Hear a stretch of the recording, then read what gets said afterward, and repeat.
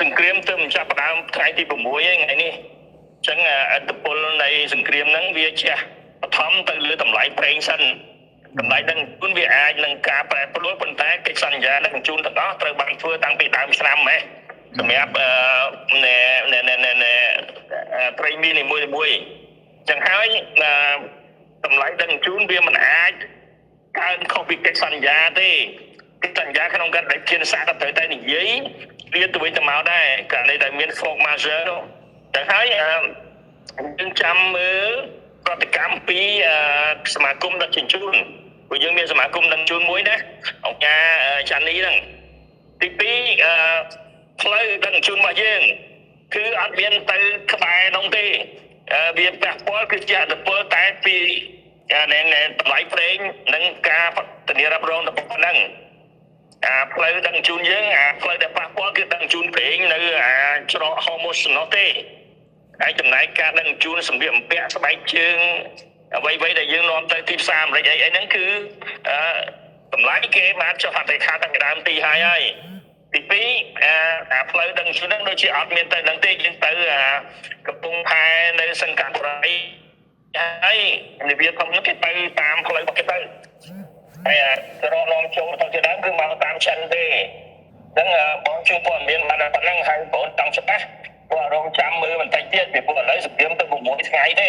6ថ្ងៃវាមិនទាន់អានគួរក្តៅនៅឡើយផងណាមែនតើទៅនៅក្នុងចំនួនសង្គ្រាមរវាងសហរដ្ឋអាមេរិកព្រួតគ្នាជាមួយនឹងអ៊ីស្រាអែលបាទហើយនឹង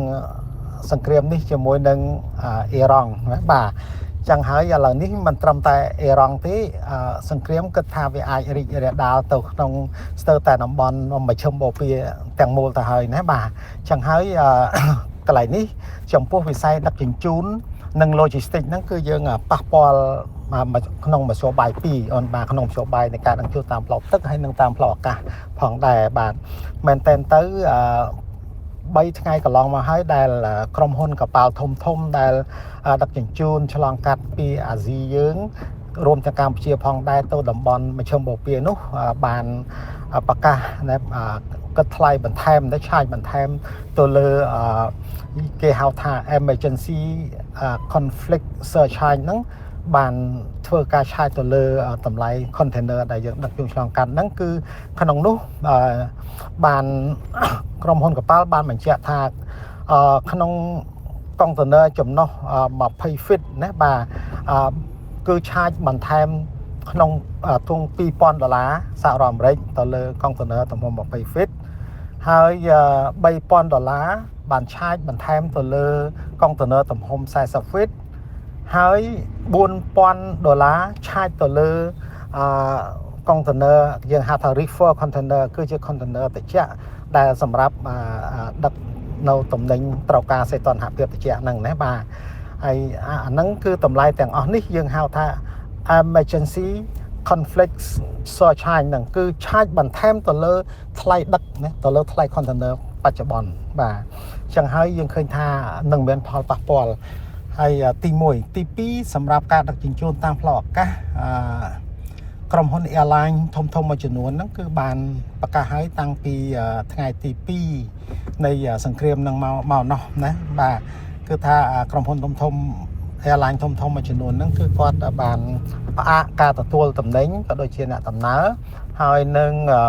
ផ្លាស់ប្ដូរ schedule ណាបញ្ជាពេលណាបន្តមក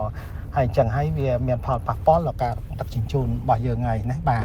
ហើយបន្ទាប់ពីនេះក៏យើងឃើញថាតម្លៃប្រេងណាបាទ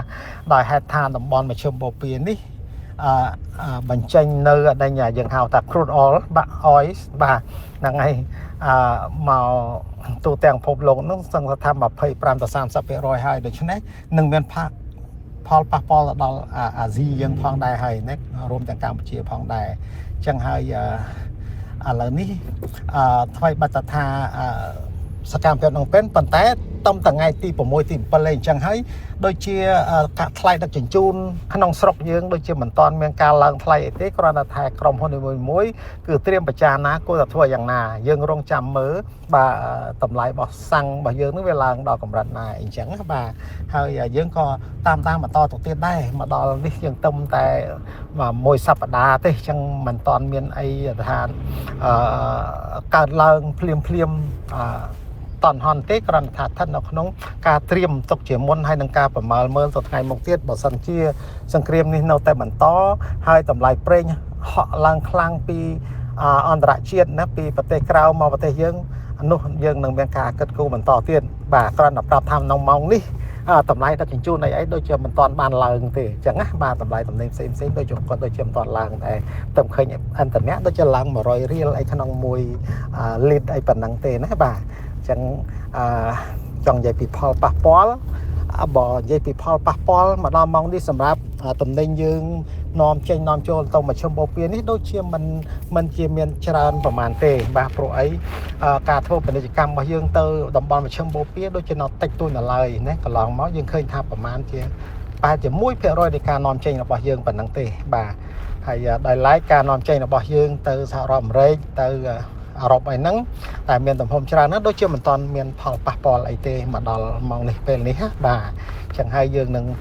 ในกระพงแต่ตามด้านนะบ่าในสภาพการมันต่อตัวเตี้ยนนะบ่าอย่างน้ายืนหนึ่งเมียนจูนปอนเมียนตัวเตี้ยจะได้ยอมปีกาดักจิงจูนให้หนึ่งการทัวร์โลจิสติกหนึ่งเตาไปพักพอต่างพมปันนะยืนหนึ่งเตาเมื่อมันต่อตัวเตี้ยนอะไรนี่อยากไปใครยืนมันตอนบานเจตุเลยอย่างน้าก็ราคาตำแหน่งเป็นกิจกรรมมาเยือนเตาน้ำบอลมาช่างโบเปียนี่มันมีจำนวนชราประมาณนี้ใช่ไหมบ่า